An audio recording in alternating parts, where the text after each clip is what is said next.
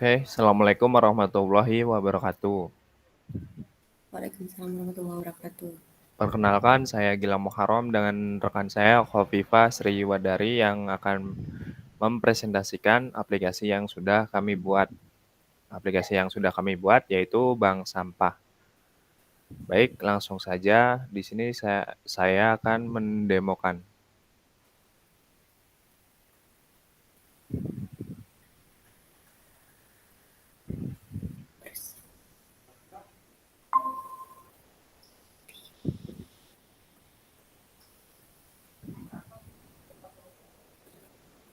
Baik, yang pertama di sini terdapat layout login, yang mana dapat kita isi dengan username sebagai user dan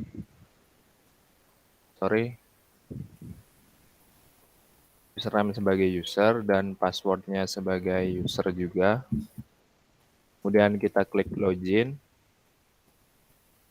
kemudian akan tampil berhasil masuk di sini. Kemudian saya akan mendemokan di fitur setor sampah. Nah, di sini sebelumnya saya akan jelaskan setelah masuk dari login, maka user akan masuk ke menu utama, yang mana menu utama itu berisi 4. Yang pertama setor sampah, jemput sampah, hitung sampah, dan gerakan 3R. Baik, langsung saja. Di sini terdapat list yang sudah mendaftar. Nah, apabila user akan mendaftar lagi, maka bisa klik tombol daftar di sini.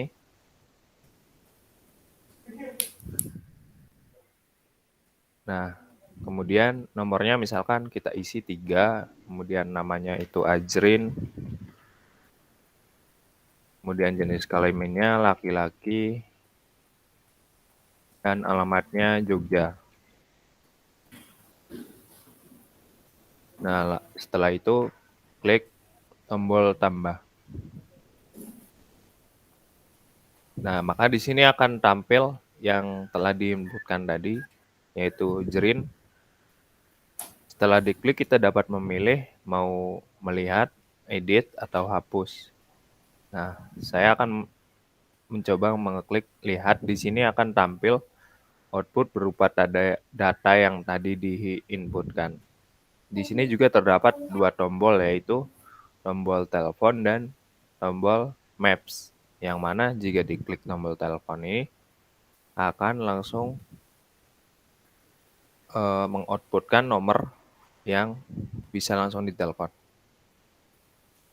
Di sini saya contohkan 911. Lalu yang selanjutnya di sini terdapat tombol maps, yang mana jika diklik maka akan langsung menuju ke tempat bank sampah yang sudah di-set.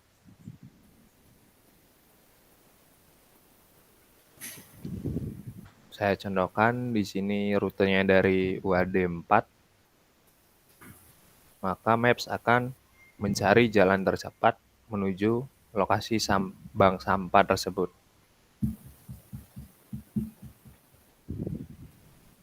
Baik, yang selanjutnya apabila kita ingin menghapus, kita tinggal klik hapus.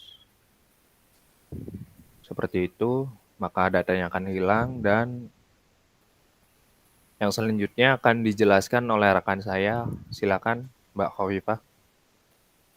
Baiklah, di sini saya melanjutkan presentasi untuk demo dari output hasil implementasi codingan kami pada fitur hitung sampah.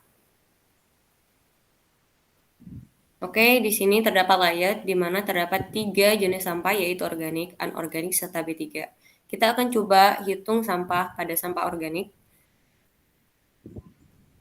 Oke, kita di sini untuk tarif harga dari sampah organik yaitu sebesar 3.000 per kilo. Kita coba inputkan angka untuk beratnya sekitar 12 kilo. Nah, kita coba hitung. Maka penyetor sampah harus membayar uang dengan jumlah pembayaran 36.000. Kita reset. Nah, dia akan menghapus data inputan dan outputnya.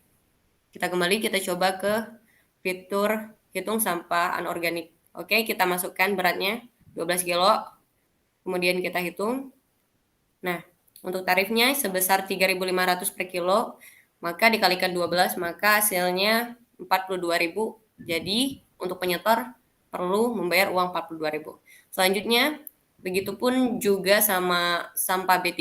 Di sini tarifnya 5.000 per kilo kita masukkan dan kita hitung, yaitu jumlah pembayarannya 60.000. Oke, kembali. Oke, selanjutnya kita menuju ke fitur jemput sampah. Nah, di sini fitur ini akan berfungsi untuk melihat status untuk lokasi petugas, di mana kami rancang untuk menyatakan sebuah posisi untuk petugas. Oke. Selanjutnya pada fitur gerakan 3R, di sini merupakan fitur yang berfungsi untuk pengolahan sampah, di mana sampah ini dapat dibagi lagi atau digunakan kembali ataupun di-reduce ataupun di-recycle. Oke, saya kembalikan ke rekan saya Gilang.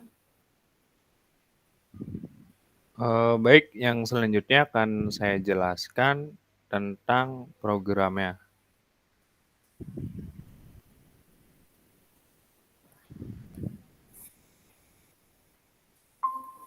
Nah, di sini terdapat activity login XML yang mana menampilkan text view dengan tulisan login dan terdapat edit text username dengan hint-nya itu username dan ID-nya edit text username yang kemudian dapat menerima input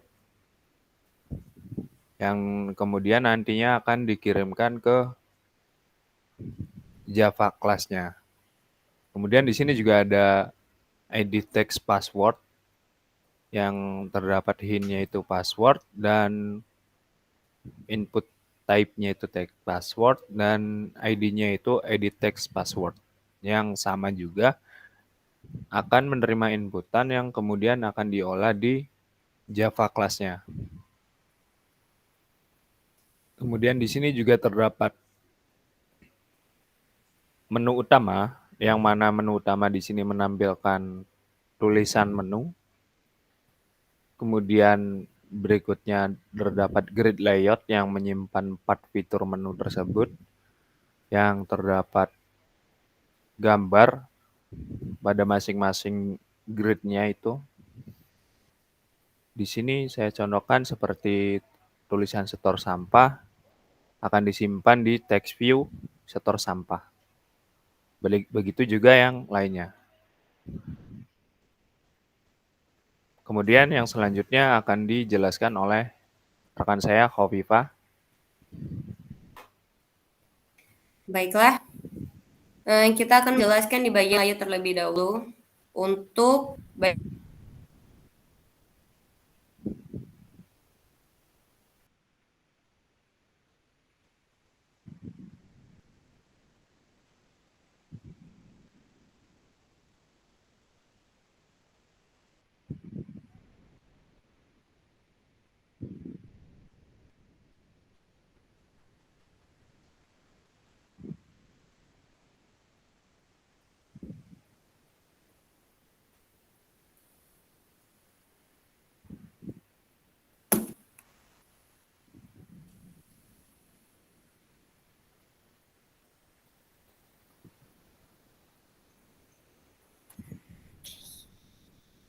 Baiklah, pada layout hitung sampah ini akan terdapat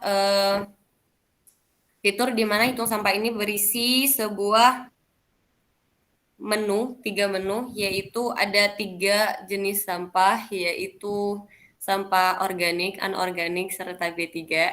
Nah, di sini berikut desainnya. Oke, di sini kami menggunakan linear layout, di mana di sini linear layout ini dapat menjajarkan untuk position vertikal dan horizontalnya.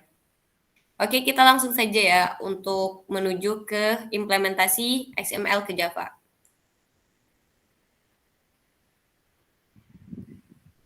Oke, dalam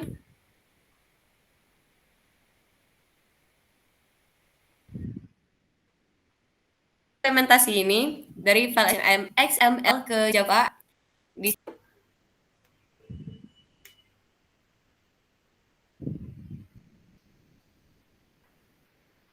desain layout yang telah kita buat. Oke, di sini terdapat start activity new intent, hitung sampah activity. Itu merupakan nanti dia akan membaca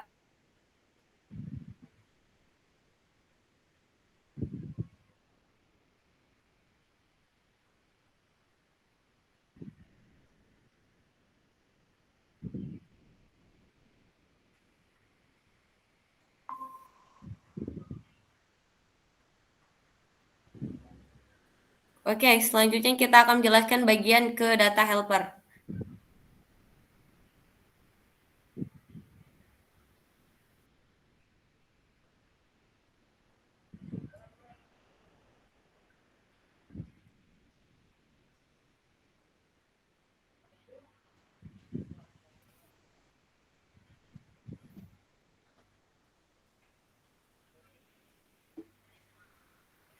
Oke, pada bagian data helper ini kita perlukan untuk menyisipkan database secara manual di dalam Android Studio itu sendiri. Android Studio menyediakan fitur untuk menyisipkan database secara manual. Di sini terdapat string SQL. SQL itu merupakan variabel untuk penampung dari create table. Kita akan membuat create sebuah table dengan beberapa variabel lainnya dari nomor, nama, jenis kelamin, dan alamat. Nah, kemudian dari itu pada log D, nah dia akan mengetek data, kemudian akan menampilkan kembali data SQL penampung sebelumnya menjadi sebuah data yang lengkap dari sebuah inputan. Kemudian di sini saya menambahkan menyisipkan sebuah fungsi di mana fungsi ini dapat menambahkan sebuah database baru. Di sini contohnya saya isikan dengan nomor untuk 1, nama Gilang Muharram, dengan jenis kelamin laki-laki, serta alamatnya dari Cirebon. Nah,